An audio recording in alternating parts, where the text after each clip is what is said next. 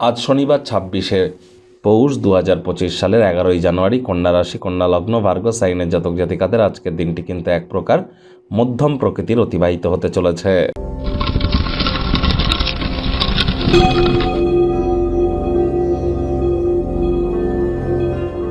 ভিডিওটির শুরুতেই স্ক্রিনে আপনারা দেখতে পাচ্ছেন শনি মহারাজের বীজ মন্ত্র ওম প্রাং প্রিং প্রং স শনিশ্চরায় নমঃ। এটি আপনারা আজ সন্ধেবেলার সময় ১০৮ বার জপ করুন, অত্যন্ত উপকৃত হবেন। যাদের জীবনের প্রতি চাহিদা বেশি তারা কিন্তু অবশ্যই ১০০৮ বারও কিন্তু আপনারা জপ করতে পারেন। আজ আপনারা অবশ্যই ব্ল্যাক বা ব্লু কালারের ড্রেস পরিধান করতে পারেন।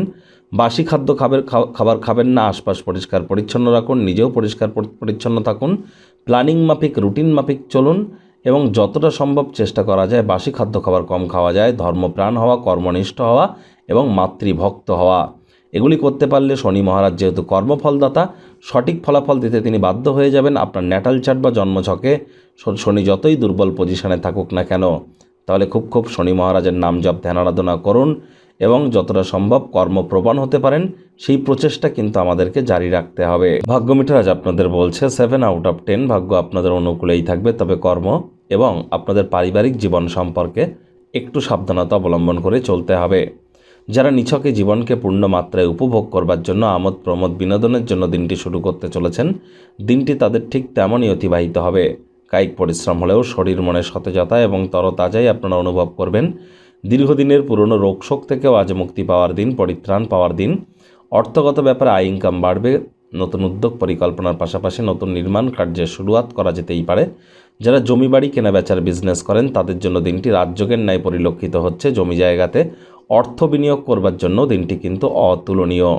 চাকরিজীবী যারা আছেন অফিসে কম কথা বলে কাজ বেশি করুন, মনের থেকে মস্তিষ্ককে বেশি দাম দিন। কোনো প্রকার অফিস পলিটিক্স বা গসিপিংয়ের অংশ যেন হবেন না, বসের কিন্তু কুনজরে পড়ে যেতে পারেন। রাজনীতিবিদ যারা আছেন জনসংযোগ বৃদ্ধি করুন, সমাজে আপনাদেরও পপুলারিটি কিন্তু তবেই বৃদ্ধি পাবে।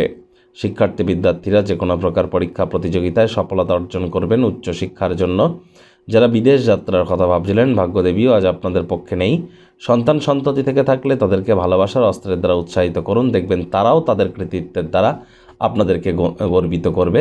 আজ প্রাণের কোনো এক বন্ধু সারাটা দিন আপনার বিষয়ে চিন্তা ভাবনা করতে পারে। পরিবারের সদস্যদের প্রয়োজনীয়তাকে অগ্রাধিকার দিন, তাদেরকে বোঝান যে আপনি তাদের ভালোবাসেন, কেয়ার করেন, পরোয়া করেন।